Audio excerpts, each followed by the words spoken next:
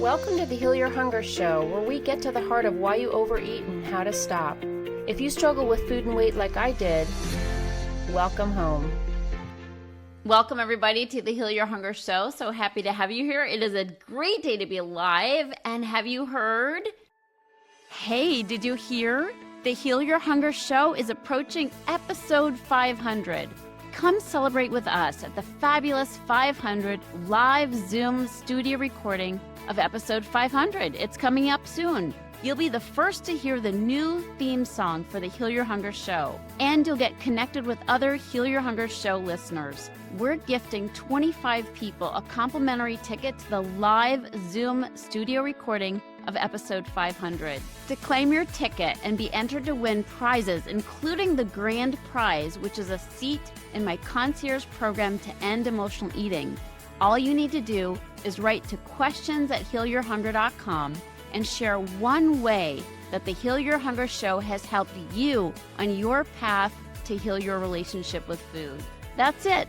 Just send an email and tell me why the Heal Your Hunger podcast has helped you.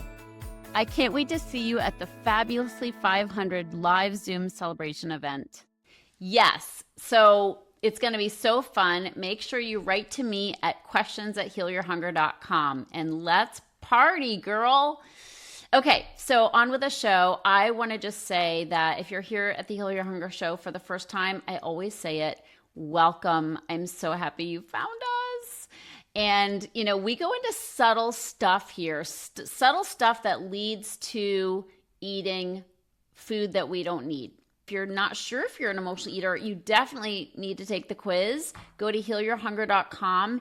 When you take that 3-minute quiz, you're going to get a personalized score based on your answers, which will give you next steps for how to heal your relationship with food. You got to find out your personalized score and next steps on your journey. You don't have to, of course, but if you want to heal, it's the fastest way to heal. So take the quiz at healyourhunger.com. Okay, I'm really excited today because I'm going to be sharing something that is not very attractive, meaning it doesn't put me in a good light, but it's so important. It's such a good message. So I'm gonna basically offer myself up in my embarrassing experience for the benefit of the whole, for the greater good, and that is to share something embarrassing that I just did. But it's so classic, like it's just so classic for how emotional eaters can operate and how it's connected to our eating in a way that is not obvious. So what happened, this is going to be short and sweet, but it's an important lesson. So, you know, I get along really well with my guy. We've been together 3.5 years. We live together. We just have so much fun. I am so grateful for this one. And, you know, and we do pretty well. You know, we communicate well. We take responsibility for our stuff. It goes really well, and I'm super, super grateful. He's just a great, easygoing, loving, expressive, awesome guy. So the point is we get along really well, and that's in large part, because I've done my work. You know, I have done so much work on improving how I communicate, which is a big part of what I teach my clients. It's how they're improving their lives. My communication is better than ever. I express my feelings. I deal with my feelings. You know, I don't manipulate in the relationship. I don't pull attitude most of the time. And yet this morning I caught myself in the act of doing something that's an old pattern. And that is being a martyr, okay? So here's the scenario. I did dishes. I ran the dishwasher. I did the dishes, put them in the dishwasher. Now, granted, I do more dishes than he does, okay? I'm at home. I work from home. He goes to the office. I'm around. I do more laundry than he does. I do more dishes than he does, you know, more housework, whatever. And that's in part because I'm here more, and in part maybe it's just, you know, sort of gender roles we fall into. Boo hiss, that's not good, but it's what happens. So, and I'm generally fine with it. And we have agreed that emptying the dishwasher is always better with the two of us. Like, wow, we can get it done so fast when we do it together. So it's kind of like when we're in the kitchen together and the dishwasher needs to be unloaded, we do it together and it's great. Well, this morning, I'm like, okay, these have to be emptied. So I start emptying the dishwasher. He's sort of getting ready to go to work or running around looking for his backpack and his shoes or whatever. And I'm just emptying the dishwasher, do-do-do. And he's around me, not noticing that I'm emptying the dishwasher. And I'm thinking to myself, gosh, this would be easier with the two of us. And then when I have like 3 dishes left or 3 glasses, he comes over to help me. And then I make a joke because I'm like, oh, like how nice of you to help when I have 3 dishes left, and I don't know how I said it. I just sort of laughed. I'm like, oh, honey, it's so nice of you to help me. Wow, everything's better with the two of us. So I make a snarky comment. And he's so good. He's not a defensive person. So he didn't get defensive. He sort of laughed. He's like, oh, really? Like that's what's been going on inside your head. And we joked about it and then, kissed him goodbye. He went to work and, I think he even apologized. He's like, I'm sorry. I should have helped out or should have noticed sooner or whatever. And so, and we sort of joked about the fact that I was feeling resentful. And about an hour later, I'm thinking to myself, that was on me because I didn't speak up. I didn't say, hey, honey. I mean, it would have been so easy. Hey, honey, help me do this. Let's get it done quick.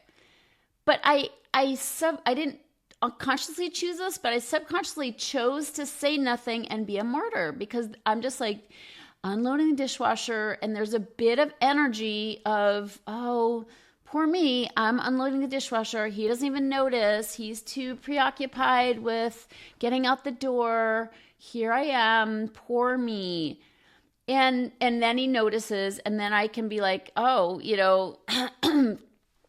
snarky. Wow, it took you long enough, right?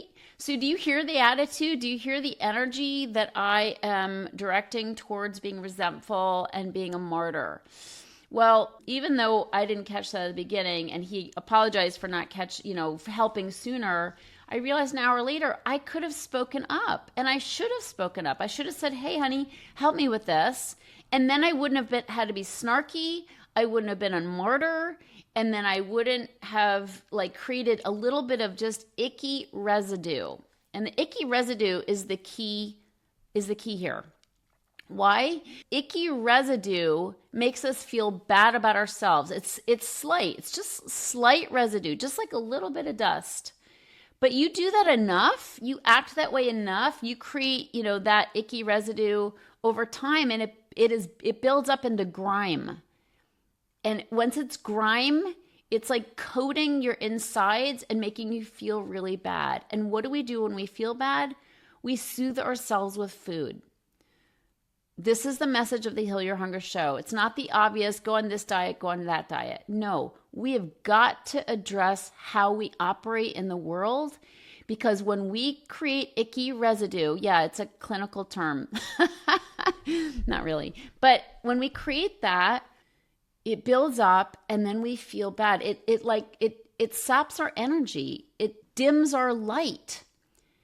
And so I want to bring your attention to this because I can slip into this. And I did this morning. I did this and I had to catch myself. So what did I do? I called my guy. No, I think I texted him.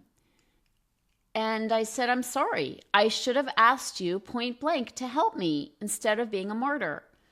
And he called me and he's like, well, yeah, but you probably feel like I could help out more. And I just sort of, sure. But that's really, I don't feel resentful about it. I really want to just avoid icky residue, which is speak up when I need something. And I teach that all the time to my clients. Speak up, use your voice, say what you need. And I didn't. And instead I copped an attitude. It was slight, we joked, but still it's attitude. And I don't want that because that'll make me feel bad. Of course it'll make him feel bad. And I don't want to make him feel bad because that'll make me feel bad, but I don't want to feel bad for how I show up in the world because that'll ultimately lead to overeating. And believe you me, we don't just eat. We don't just destroy ourselves with food. We act in ways that make us feel bad. And I have said this many times, we are sensitive souls.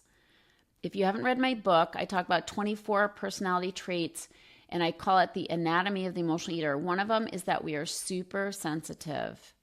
And not just sensitive to other people's comments, we're sensitive to how we show up in the world. We're sensitive to doing things that make us feel bad about ourselves. We notice, a little snarky comment, that creates just a very slight film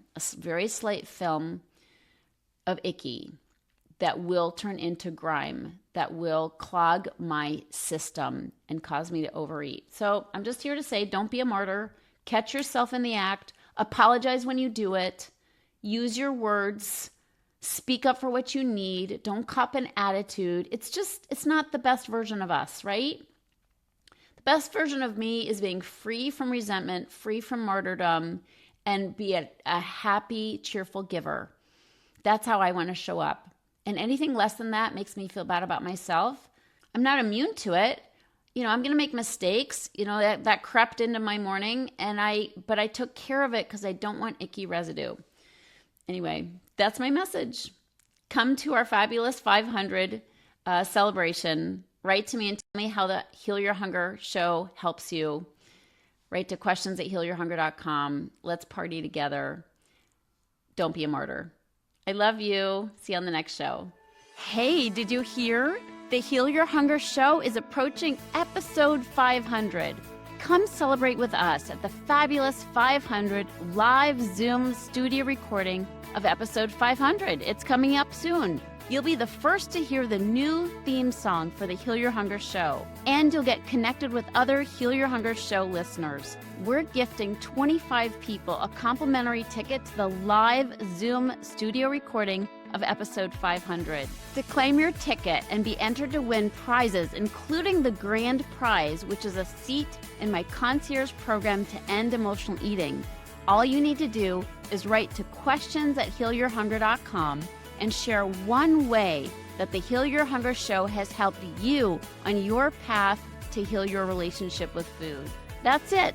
Just send an email and tell me why the Heal Your Hunger podcast has helped you. I can't wait to see you at the fabulously 500 live Zoom celebration event.